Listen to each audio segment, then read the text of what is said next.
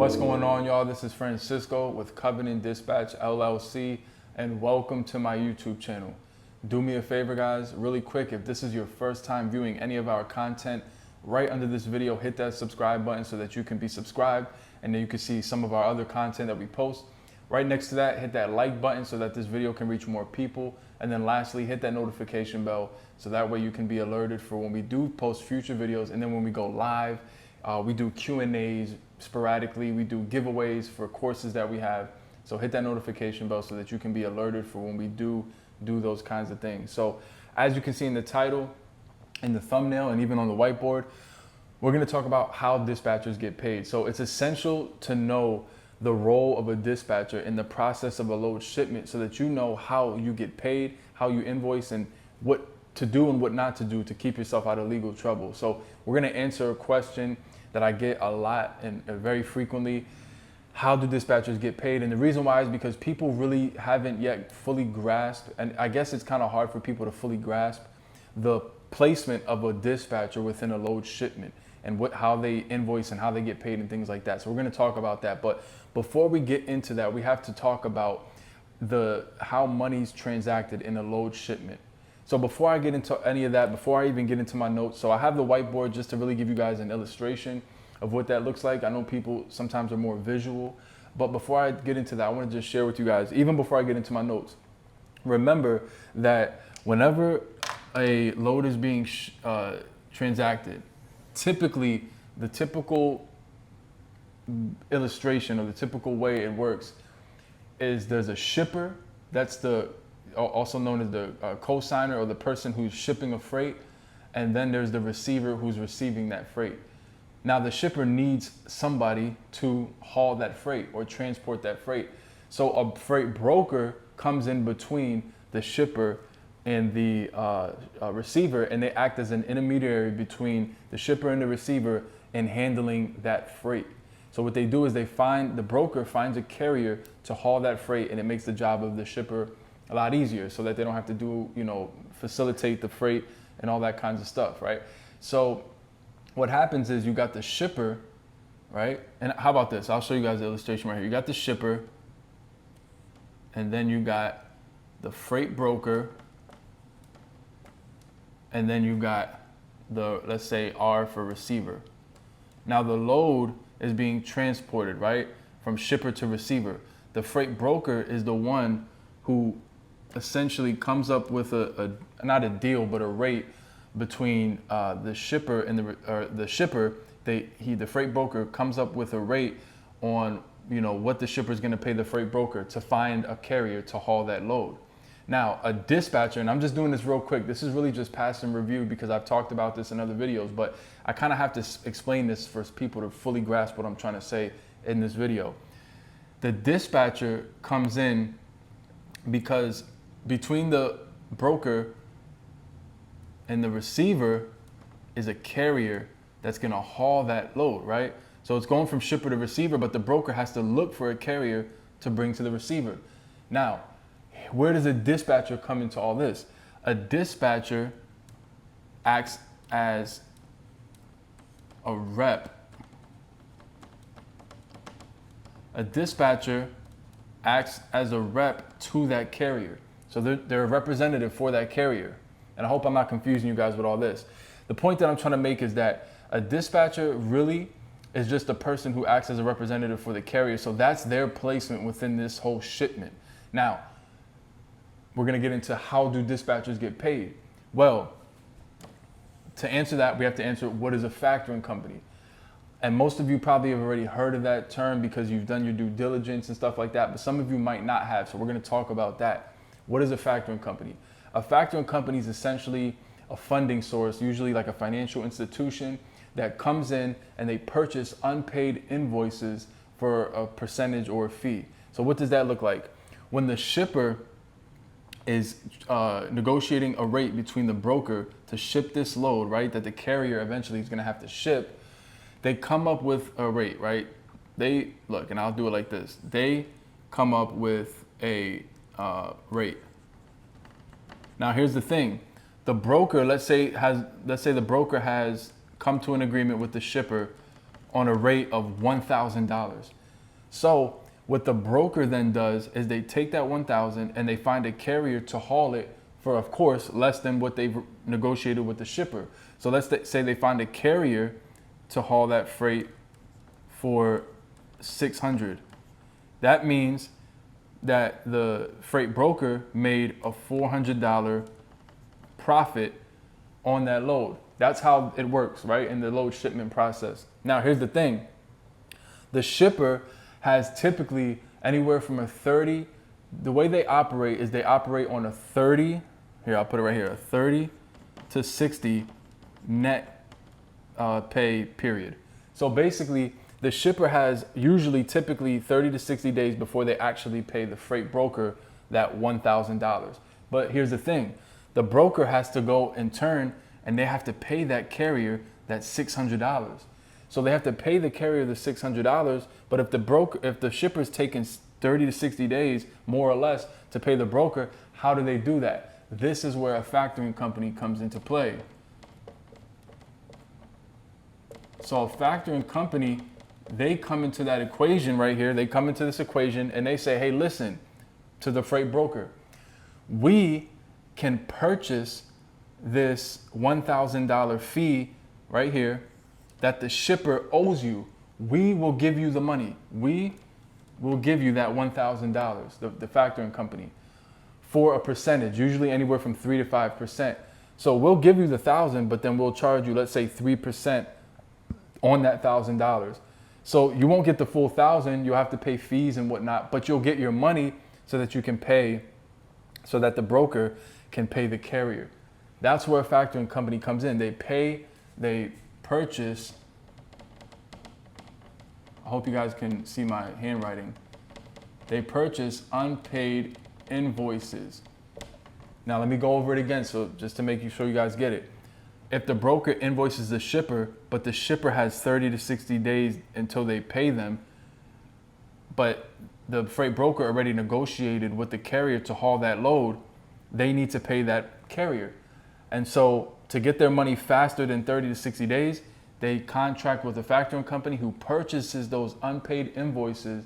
And what happens is the factoring company will pay the broker. Now the broker has the money to pay the carrier.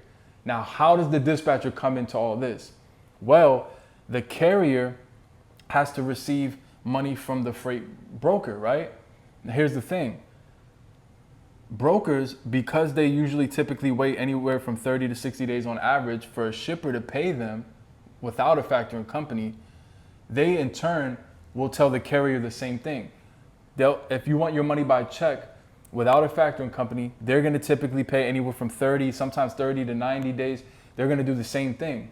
So how does a carrier get their money so that they can get paid, maybe to pay a driver or just so the money can be received into their company? How do they get money? They do the same thing. They go to a factoring company. Please excuse all these arrows. Just keep up with me as I'm going with the video. So freight brokers use a factoring company and carriers also use a factoring company to purchase those invoices. That way they can both get their money beforehand. Does that make sense? All right. Now, how does a dispatcher come into all of this? Remember, a dispatcher is a rep for the carrier. That is simply it. A dispatcher is literally just a rep for the carrier. So let me show you guys what that looks like. Let's look at the process of a load, right? Load shipment. Right? So you got the shipper. The shipper needs a load transported, right? So they go to a freight broker, right? Now, a freight broker needs to find a carrier to ship that load. So they go to a carrier to find that load. Now, here's the thing. Remember, the broker is factoring their invoices from a factoring company to get paid sooner from the shipper.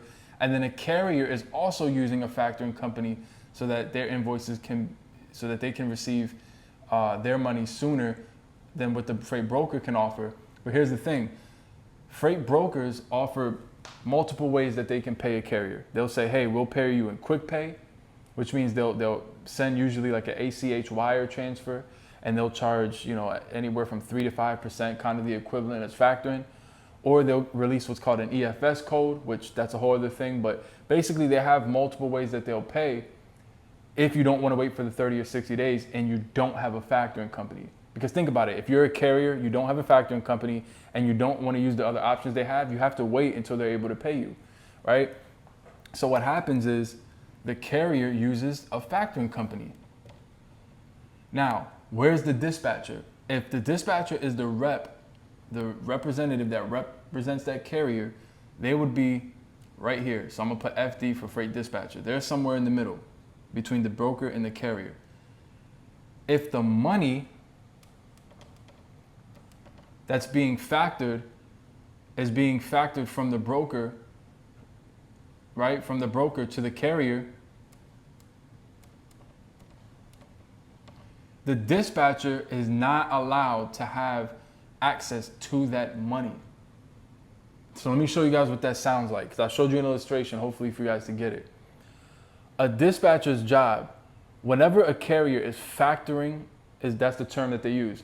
Whenever they're factoring whenever they're factoring a load from a broker, the factoring company is going to require documents, so that way they can prove that the load was actually done, so that they can send the carrier their money. So if the carrier is doing that, right, they have to give the factoring company these documents. But if you as the dispatcher represent that carrier and you perform administrative operations, part of your job, if the carrier wants you to do it, is to send the documents to the factoring company so that the carrier can get paid. But here's the thing. No money actually goes to the dispatcher in that whole transaction, because if it does, you're technically considered legally by law a freight broker. This is where dispatchers get it messed up. And look, some of you watching my video right now, you're probably like, well, I get paid from the factoring company, because a lot of factoring companies embrace the fact that there's dispatchers out there. So they say, hey, look, they say to the carrier, hey, look, because you have a dispatcher and you pay them a certain amount, we will pay them so that way you can get that out the way, and then we'll pay you the difference. And some carriers are like, okay, we're cool with it, right? But here's the problem. Dispatchers can't handle any money transactions. So, and how about this? I'll read you guys what the FMCSA said. This is a statement that they put out. So the FMCSA has 6 things that outline what makes a dispatcher a freight broker by definition, and they would receive a $10,000 violation if they did any of these things. I'm not going to read all 6 of them, but I'll read one that backs up my claim right here. One of them says, accepts or takes compensation for a load from the broker or factoring company, or is involved in any part of monetary transaction between any of those entities. So the dispatcher, their only job is to handle the paperwork. Their job is to not touch this money. They can't touch the money transaction. They can't be on any paperwork of the bill of lading, the rate. They can't be on any of that. They are just simply the people who represent the carrier. If you get paid as a dispatcher from the factoring company, you have to be very careful that you don't get yourself in any legal trouble, because the FMCSA clearly outlined what constitutes and makes a broker a broker. And so, of course, there's been arguments on what's the difference between a dispatcher and a broker, and I've talked about that in previous videos. As a matter of fact, I'll tag that video in the description under this one if you want to look at a more detailed version of it. But simply put, guys, the dispatcher gets paid. The dispatcher gets paid by invoicing the carrier. That simple. The dispatcher gets paid by invoicing the carrier. Oops, forgive me on that jacked up looking H. How about this? I'll put it like this. So at the end of a week, let's just give you an example. Let's say this represents the transaction of a load. Let's say throughout that week, the carrier did a total of $5,000. in gross. So let's say they did 5 loads. Each one was $1,000. That's $5,000. So let's say as a dispatcher, right, you charge 6% of the gross, which is typically the case. So if you charge 6% of that gross, and forgive me guys, I suck at math, I have to use my calculator here, then you get paid $300, and that goes directly towards the dispatcher, right? You get paid that. That's separate from factoring, that's separate from any money being transacted in the middle of the load between the shipper, the broker, the carrier. You don't have nothing to do with that. You just handle the paperwork. The way you get paid at the end of the week, or however you want to do it, whatever your pay periods are, you invoice the carrier for the percentage that they have to give you based upon the gross amount that they made in that week. And it's that simple. I know some of you guys probably thought I was going to be super complicated and you know, it was going to be like a super big revelation. It's very simple. It's not complicated. You invoice at the end of the week how much they have to get paid. Don't take any money from the factoring company. If your carrier says, hey, we can just get you paid from our factoring company to make it more smooth and simple, no. Invoice them separately. Keep everything separate from the money transaction between the shipper, the broker, and the carrier to keep yourself legally good and good grounding. And so, guys, there's a lot of different things that I can still elaborate in, but I'm not going to get into those because we cover a lot of those things in our course. For those of you who don't know, we have an independent freight dispatcher course that teaches you in depth all of these things, shows you how to start your own company from home. The link to access that course is in the description under this video. It's also in the comment section. It's pinned to the very top of all the comments, or you can go to any of our old videos and it's always pinned to the comment section and in the description under the video. If it's something you're interested in, let us know. We do consultation. We teach all types of stuff. I'm going to continue to do these whiteboard demonstrations because I feel like people like them more and they're a little bit more easier to explain certain things. If you like this video, guys, let me know what you guys think in the comments. If you have any more questions, comment your questions. Our contact information is in the description, also under this video by email. You can email us. We'll answer as much as we can answer according to what you want to know. And other than that, send this video to someone you know it might help. I'll see you guys in the next video.